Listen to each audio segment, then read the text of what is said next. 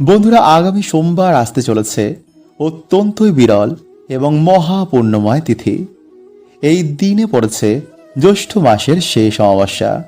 শুধু তাই নয়, এই অমাবস্যার দিনে রয়েছে সংক্রান্তির বিশেষ যোগ। আর সব থেকে আশ্চর্যের বিষয় হচ্ছে যে এবারে মল বা পুরুষোত্তম মাসে দুটি অমাবস্যা পড়েছে, যার মধ্যে শেষ অমাবস্যা কিন্তু খুবই গুরুত্বপূর্ণ। শাস্ত্র মতে যখন সংক্রান্তি অমাবস্যা ও পুরুষোত্তম মাসের পবিত্র সময় একসঙ্গে মিলিত হয়, তখন সেই দিনটির আধ্যাত্মিক শক্তি বহু গুণ বৃদ্ধি পায়। ফলে এই সময় জপ, তপ, দান, পিতৃতর্পণ, ভগবানের আরাধনা বা বিশেষ কিছু কার্য করলে জীবনে আসে বিশেষ সৌভাগ্য। নতুন মাসও তাদের খুব ভালো কাটে, কারণ এই বিরল যোগ কিন্তু বন্ধুরা বহু বছর পর একবার হয়। শাস্ত্র মতে এই অমাবস্যা সংক্রান্তির যোগে বাড়িতে সামান্য কিছু কার্য করলে গৃহে মা লক্ষ্মী, ভগবান বিষ্ণুর কৃপায় সুখ, শান্তি, অর্থ বৃদ্ধি হয়। তাই 2026 সালে এই মহা অমাবস্যা তিথি শুরু হচ্ছে আগামী 14 জুন মানে 30শে জ্যৈষ্ঠ রবিবার বেলা 12:19 থেকে পরের দিন 15 জুন 31শে জ্যৈষ্ঠ সোমবার সকাল 8:33 পর্যন্ত। ফলে অমাবস্যার নিশি পালন আপনারা রবিবার দিন এবং উদয়াতিথি অনুসারে অমাবস্যার দান, তর্পণ, পুজো, অর্চনা আপনারা সোমবার দিন পালন করবেন। মানে সোমবারই পালিত হবে 2026 সালের জ্যৈষ্ঠ সংক্রান্তি এবং জ্যৈষ্ঠ মাসের শেষ অমাবস্যা। জয় শ্রীকৃষ্ণ, রাধে রাধে। বন্ধুরা, প্রত্যেক সংক্রান্তি ভগবান বিষ্ণুকে অর্পণ করা হয়। শাস্ত্র বলছে যে পুরো মাসের পূর্ণ সৌভাগ্য এই সংক্রান্তির দিনেই আমাদের সামান্য কিছু কার্যেই প্রাপ্ত করা যায়, এবং এই দিনে সামান্য কিছু ভুলেও কিন্তু নতুন মাসে আমাদের বিভিন্ন সমস্যায় ভুগতে হয়। তাই আগামীকাল বন্ধুরা এই মহা মাসের সংক্রান্তির দিন একটু হলেও কিন্তু আপনারা এই খাবারটি গ্রহণ করুন। এছাড়া এই দিনে কি কি কার্য আপনারা করবেন, কোন কাজগুলো আপনারা এই দিনে ভুলেও করবেন না, তুলসীর তলায় এই দিনে কোন সামান্য শব্দ বললে মা লক্ষ্মী নতুন বছরে আমাদের পরম সৌভাগ্যে ভরিয়ে দেন, সকালে উঠে এই দিনে কোন কার্য করলে নতুন মাস আমাদের জীবনে পরম সৌভাগ্য নিয়ে আসে, এছাড়া এই দিনে কোন খাবার আমাদের খেতে নেই, কোন দান করা এই দিনে সর্বশ্রেষ্ঠ, এমনই অনেক কিছু বন্ধুরা আমরা আজকের এই ভিডিওতে জানব। তাই নতুন মাস যদি আপনারা চান যে আপনাদের জীবনে পরম সুখ, শান্তি, সৌভাগ্য নিয়ে আসুক, তাহলে অবশ্যই কিন্তু আপনারা ভিডিওটি পুরো দেখুন। বন্ধুরা, আশা করছি আপনারা সবাই ভালো আছেন এবং সুস্থ আছেন। যদি বন্ধুরা আপনারা আপনাদের জীবনে সুখ, শান্তি, সমৃদ্ধি পেতে চান বা যদি আপনার ইচ্ছা পূর্ণ করাতে চান, তো আজকে যেই প্রক্রিয়াটি আপনাদের জানাতে চলেছি তা প্রত্যেক দিন সকালে ঘুম থেকে ওঠার পর এইভাবেই নিজের মনের ইচ্ছা ঈশ্বরকে বলুন। দেখবেন কিছু দিনের মধ্যেই আপনার জীবনে সুখ, শান্তিতে ভরে উঠেছে। আমাদের হিন্দু শাস্ত্র মতে প্রত্যেক দিন যদি কোনো ব্যক্তি এই প্রক্রিয়াটি করতে পারে, তো অবশ্যই তার জীবনে সুখ, শান্তিতে ভরে ওঠে, মানসিক চিন্তা দূর হয়, মনে আসে এক অপার আনন্দ। ঈশ্বরের কৃপায় তার জীবনে এতই উন্নতি হয় যে আশেপাশের সকল ব্যক্তি দেখে অবাক হয়ে যায়। তাই যদি বন্ধুরা আপনারা কয়েকদিন নিষ্ঠাভাবে এই প্রক্রিয়াটি করতে পারেন, তবে অবশ্যই বন্ধুরা আপনারা কিছু দিনের মধ্যেই এর প্রভাব লক্ষ্য করবেন। তাই বন্ধুরা এই ভিডিওতে আমরা জানব যে সকালবেলা ঘুম থেকে উঠে আপনারা কি করবেন। তার আগে বন্ধুরা ভিডিওটি একটি লাইক করে কমেন্টে হর হর মহাদেব ও জয় শ্রীকৃষ্ণ অবশ্যই লিখুন। বন্ধুরা, বেদব্যাস মুনিজির অনুসার আমাদের প্রত্যেকের ঘুম থেকে উঠেই সবার প্রথম নিজের হাতের তালুর দিকে তাকিয়ে ঈশ্বরকে ধন্যবাদ করা উচিত। কারণ বহু মানুষ হয়তো রাতে ঘুমানোর পর তার আর সকালে ঘুম থেকেই ওঠেনি। বহু মানুষ রাতের বেলায় তার প্রিয়জনকে হারিয়েছে, কিন্তু ঈশ্বরের বিশেষ কৃপা যে আমাদের সাথে বন্ধুরা এমন কোনোটাই হয়নি। তাই এর জন্য আমাদের সকালবেলা ঘুম থেকে উঠেই হাতের তালুর দিকে তাকিয়ে পরমাত্মাকে ধন্যবাদ দেওয়া উচিত। কারণ বন্ধুরা, আমাদের এই হাতের তালুতে সমস্ত দেব দেবীর বাস হয়। তাই নিজের হাতের তালুর দর্শন করে মনের ইচ্ছা বললে সমস্ত দেব দেবীর আশীর্বাদ একসাথেই প্রাপ্ত হয়। সকালে উঠেই নিজের হাতের তালু দেখা অত্যন্তই শুভ বলে মানা হয়। কারণ হাতের তালুর অগ্রভাগে রয়েছে মা লক্ষ্মী, হাতের তালুর মাঝখানে বিরাজ করেন মা সরস্বতী, আর তালুর ঠিক নিচে বিরাজ করেন স্বয়ং ভগবান শ্রীকৃষ্ণ। তাই এর জন্যই আমাদের শাস্ত্রে ঘুম থেকে উঠেই হাতের তালু দর্শন করতে বারবার বলা হয়েছে। কারণ বন্ধুরা, আমি আগেই আপনাদের একটি ভিডিওতে বলেছি যে জন্মের সাথেই আমাদের ওপর তিনটি ঋণ চেপে যায়, আর তা হলো পিতৃঋণ, দেবতাদের ঋণ, আর এই প্রকৃতির ঋণ। তাই যতদিন না বন্ধুরা আমাদের এই ঋণ চুক্ত হবে, ততদিনই আমাদের জীবনে নানা রকম সমস্যা লেগেই থাকবে। তাই এর জন্যই বন্ধুরা আমাদের সকালে ঘুম থেকে উঠেই এইভাবে নিজের মনের বাসনা সমস্যা যদি ঈশ্বরকে আমরা বলি, তারপর ধন্যবাদ দিই, তো জীবনের সমস্যা বাধা বিপত্তি সবকিছু থেকে ঈশ্বর আমাদের মুক্ত করে দেবেন। তাই এর জন্য আমাদের যা করতে হবে, সকালে ঘুম থেকে উঠেই নিজের হাতের তালুর দিকে তাকিয়ে এই মন্ত্র 3 বার পাঠ করবেন। আর সেই মন্ত্রটি হলো ওম পরমাত্মনে নমঃ, ওম পরমাত্মনে নমঃ, ওম পরমাত্মনে নমঃ। এইভাবে মন্ত্রটি পাঠ করার পর নিজের মনস্কামনা ঈশ্বরকে বলবেন। তারপর ঈশ্বরকে ধন্যবাদ দিয়ে বিছানা থেকে মাটিতে পা দেওয়ার আগে ভূমাতাকে প্রণাম করবেন। তারপর মাতাকে ধন্যবাদ দিয়ে আপনারা আপনাদের ইষ্টের মানে ঈশ্বরের দর্শন করবেন। তারপর মা বাবাকে প্রণাম করে সূর্য নারায়ণ দেবকে প্রণাম করে আপনারা বলবেন যে আজকের আমার এই দিনটি খুবই খুবই ভালো কাটবে। বন্ধুরা, জ্যৈষ্ঠ মাসে ভুলেও কিন্তু আপনারা খাবেন না এই খাবারগুলি। এবং কোন খাবারগুলি এই মাসে আপনারা খেতে পারবেন, কোন কাজগুলি এই মাসে আপনারা বর্জন করবেন, এবং এই মাসে কোন কাজগুলি করলে সৌভাগ্যের উদয় হয়, এই সব কিছুই বন্ধুরা আমরা আজকের এই ভিডিওতে জানবো। তাই ভিডিওটি কিন্তু আপনারা অবশ্যই পুরো দেখুন। এবং ভিডিওটি বন্ধুরা আপনারা একটি লাইক করে কমেন্টে আপনারা বলুন হর হর মহাদেব ও জয় শ্রীকৃষ্ণ। বন্ধুরা, আমাদের হিন্দু ধর্মে এই জ্যৈষ্ঠ মাসের গুরুত্ব অনেক বেশি। তাই এই মাসে বন্ধুরা আমাদের সকলের বিভিন্ন দেবদেবীর আশীর্বাদ নেওয়া উচিত। আর তারা হচ্ছেন সূর্যদেব, শনিদেব, মা মঙ্গলচণ্ডী, হনুমানজি, ভগবান বিষ্ণু, ভগবান শিব, মা লক্ষ্মী এবং ভগবান শ্রীরাম বা ভগবান শ্রীকৃষ্ণ, রাধারানী। কারণ বন্ধুরা, এই জ্যৈষ্ঠ মাসে শনিদেব জন্মগ্রহণ করেছিলেন। তাই প্রত্যেক শনিবার এই মাসে আপনারা হনুমান চল্লিশা পাঠ করবেন। হনুমানজি চরণে আপনারা সিঁদুর দেবেন। পারলে কোনো হনুমানজির মন্দিরে বা শনি মহারাজের মন্দিরে গিয়ে আপনারা শনিবার দিন একটি প্রদীপ ধরাবেন। আর শনিদেবের পিতা হচ্ছেন ভগবান সূর্য নারায়ণ দেব। তাই প্রত্যেক দিন আপনারা স্নান করে ভগবান সূর্য নারায়ণ দেবকে জল নিবেদন করতে কিন্তু আপনারা একদম ভুলবেন না। কারণ শাস্ত্র বলছে বন্ধুরা যে প্রত্যেক দিন যারা স্নান করে এসে ভগবান সূর্য নারায়ণ দেবকে জল নিবেদন করেন, তার মান সম্মান ও অর্থ সর্বদাই বাড়তে থাকে। এছাড়া বন্ধুরা, এই মাসে ভগবান শিবের পুজো অর্চনায় এবং পঞ্চামৃত দিয়ে ভগবান শিবের শিবলিঙ্গের অভিষেক করে সেটি গ্রহণ করলে বড় বড় দুর্ভাগ্য, বড় বড় বাধা, অর্থ কষ্ট সব নাশ হয়ে যায়। মহাদেবের কৃপায় সেই ব্যক্তির জীবনে সৌভাগ্যে ভরে ওঠে। নাম্বার 2, বন্ধুরা, এই মাসে কালো তিল, গুড়, কালো কাপড়, উড়দ ডাল বা কাউকে ছাতা বা কোনো অসহায় মানুষ বা কোনো পশু পাখিকে জল দানে শনিদেব ও সূর্য নারায়ণ দেব অত্যন্তই প্রসন্ন হন।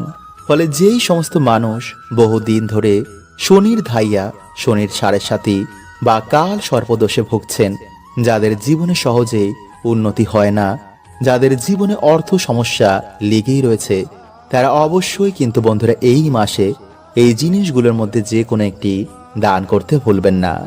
এবং শনিবার দিন আপনারা অবশ্যই এই মাসে শনিদেবের পুজো দিন। নাম্বার 3, বন্ধুরা, এই মাসে হনুমানজির সাথে ভগবান শ্রীরামের প্রথম দেখা হয়েছিল, তাই এই মাসের মাহাত্ম্য এত এত বেশি। তাই এই মাসে বন্ধুরা শাস্ত্র বলছে যে আমাদের বেশি করে ভগবান শ্রীরাম বা ভগবান শ্রীকৃষ্ণের নাম করা উচিত। তুলসী মঞ্চে আমাদের জল নিবেদন করা উচিত। ব্রহ্ম মুহূর্তে আমাদের ঘুম থেকে ওঠা উচিত। পারলে এই মাসে আমাদের কোনো পবিত্র নদীতে স্নান করা উচিত। কিন্তু যাদের বাড়ির সামনে পবিত্র নদী নেই তারা অবশ্যই বন্ধুরা এই মাসে স্নানের জলে কালো তিল, সামান্য গঙ্গা জল বা তুলসী পত্র দিয়ে আপনারা স্নান করুন। নাম্বার 4, বন্ধুরা জ্যৈষ্ঠ মাস জুড়ে আপনারা বাড়িতে মা লক্ষ্মীর বিশেষ পুজো দিন। মা লক্ষ্মীর প্রিয় ভোগ, মা লক্ষ্মীর প্রিয় ফুল যেন অবশ্যই মাকে এই মাসে নিবেদন করতে ভুলবেন না। নাম্বার 5, বন্ধুরা এই মাসে যেহেতু অত্যন্তই গরম থাকে তাই ছাতুর ঘোল আপনারা কিন্তু এই মাসে অবশ্যই খাবেন। বেশি করে আপনারা জল খাবেন, আখের রস খাবেন, ডাবের জল খাবেন, রসালো ফল আপনারা এই মাসে বেশি করে খাবেন। এছাড়া যে সকল মায়েদের প্রথম সন্তান ছেলে তারা কিন্তু এই মাসে লাউ বা লাউ শাক খাবেন না। এবং অত্যন্ত গরমের জন্য আপনারা খাবারে হিং, গরম মশলা, শুকনো লঙ্কা, আমিষ এবং তেল জাতীয় খাবার একটু কম খাবেন। বন্ধুরা এই মাস যেহেতু ভগবান বিষ্ণুকে অর্পণ করা হয়েছে তাই মাসে বন্ধুরা গঙ্গা স্নান, দরিদ্র সেবা, ভগবান নারায়ণের পুজো অর্চনা বা মন্ত্র জাপে পরম সৌভাগ্যের প্রাপ্তি হয় এবং সেই ব্যক্তি বৈকুণ্ঠ ধাম প্রাপ্তি করে। নাম্বার 4, বন্ধুরা এই মাসে জুতো, ছাতা, পাখা, জল এবং ফল কাউকে দান করা পরম সৌভাগ্যের মানা হয়। কিন্তু এই মাসে বন্ধুরা বাড়ি থেকে পেঁয়াজ, রসুন, আমিষ এবং কোনো ধরনের সাদা জিনিস কাউকে দান করা অশুভ মানা হয়। তাই এই মাসে আপনারা সন্ধ্যের পর বাড়ি থেকে কাউকে দুধ, লবণ এবং গয়না, টাকা পয়সা ভুলেও না তো কাউকে দান করবেন আর না তো কাউকে ধার দেবেন। নাম্বার 5, বন্ধুরা যেহেতু এই মাসে প্রচন্ড গরম থাকে এবং এই মাস অত্যন্তই শুভ তাই এই মাসে বন্ধুরা আপনারা বেশি মাত্রায় আমিষ এবং তেল মশলা জাতীয় খাবার একদম খাবেন না। এই মাসে আপনারা ফল, মূল এবং জল বেশি মাত্রায় সেবন করুন যাতে আপনাদের শরীরে জলের পরিমাণ বজায় থাকে। এবং পারলে বন্ধুরা আপনারা এই মাসে যে কোনো একদিন মিছরি দিয়ে পায়েস রান্না করে ভগবানকে তা দিয়ে বাড়িতে সকলে মিলে তা গ্রহণ করুন। নাম্বার 6, বন্ধুরা এই মাসে সব থেকে গুরুত্বপূর্ণ কাজ হচ্ছে তুলসী গাছে জল অর্পণ করা। কারণ বন্ধুরা শাস্ত্র বলছে যে এই মাসে তুলসী গাছে জল অর্পণ করলে যমরাজও তাকে ছুঁতে ভয় পায়। মহাদেব বলছেন যে যে বাড়িতে তুলসী গাছ থাকে সেই বাড়িতে স্বয়ং মাধব বিরাজ করেন। তাই এই মাসে বন্ধুরা আপনারা তুলসী গাছে জল অর্পণ করার সময় যে মন্ত্রটি আপনারা বলবেন তা হচ্ছে নম তুলসী কল্যাণী নম বিষ্ণুপ্রিয়ে শুভে নম মোক্ষ প্রদে দেবী নম সম্পদ প্রদায়কে। তাই সকালে স্নান করে ও সন্ধেবেলায় আমাদের অবশ্যই তুলসী মঞ্চে জল অর্পণ করা উচিত।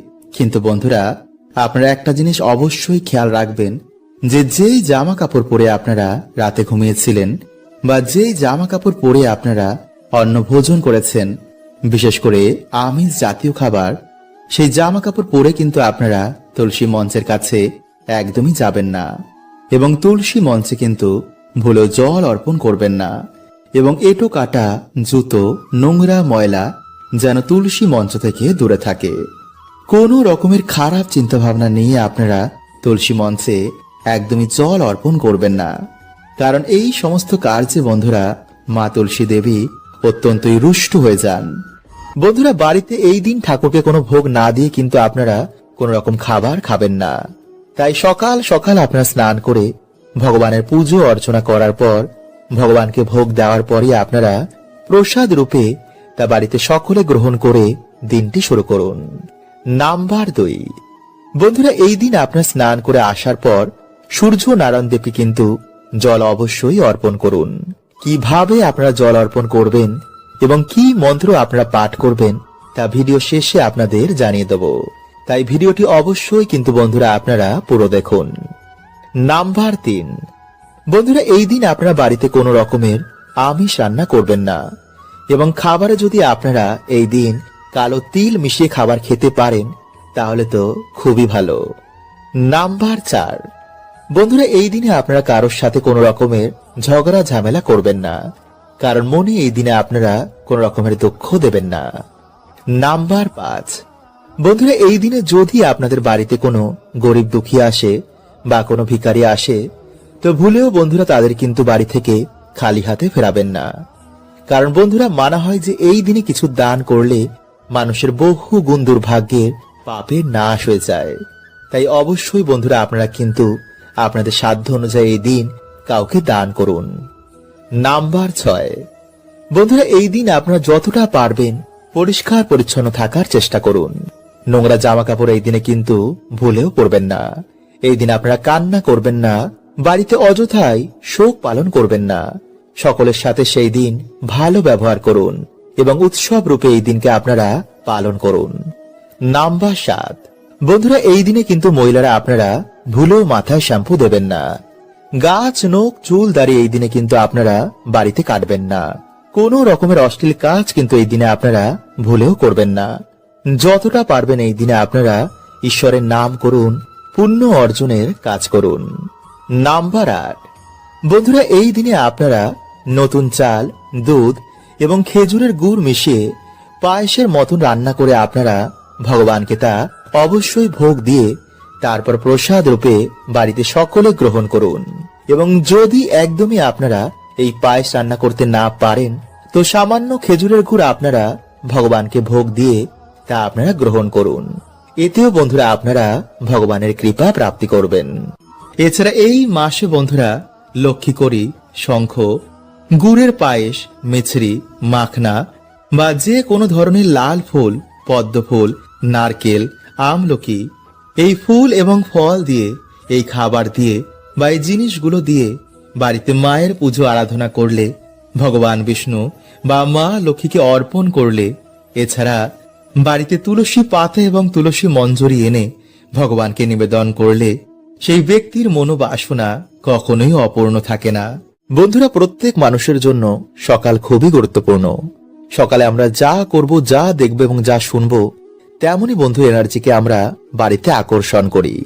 তাই এর জন্য বন্ধুরা প্রাচীন কাল থেকে আমাদের ঋষি মুনিরা এই সকালের সময়কে খুবই গুরুত্ব দিয়েছেন। প্রাচীন কালে এর জন্য বেশিরভাগ মানুষেরাই ব্রহ্ম মুহূর্তে ঘুম থেকে উঠতেন এবং ঘুম থেকে উঠেই তারা তাদের বাড়ির সদর দরজা এবং উঠোনে কিছু কার্য করতেন। কিন্তু যেহেতু বন্ধুরা আমরা এই বর্তমানে ব্যস্ততার মধ্যে এই কার্যগুলো করতে পারি না, তাই এর জন্য বন্ধুরা আপনারা কি করবেন, আপনারা ঘুম থেকে উঠেই এই 1 ঘটি জল নিয়ে যদি আপনাদের বাড়ির সদর দরজার সামনে এই সামান্য কার্যটি করতে পারেন তো ডেফিনেটলি কিন্তু বন্ধুরা আপনাদের বাড়িতে আর্থিক উন্নতি হবেই।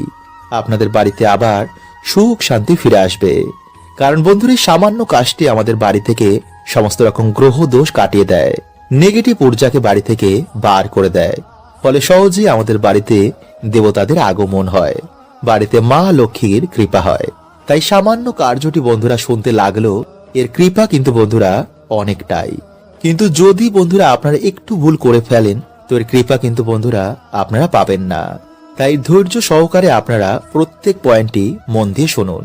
কারণ বাস্তব মতে বন্ধুরা সকালে ঘুম থেকে ওঠার পর কিছু কাজ আমাদের বাড়িতে পজিটিভ এনার্জিকে আকর্ষণ করে, আবার কিছু কাজও আমাদের বাড়িতে নেগেটিভ এনার্জিদের আকর্ষিত করে।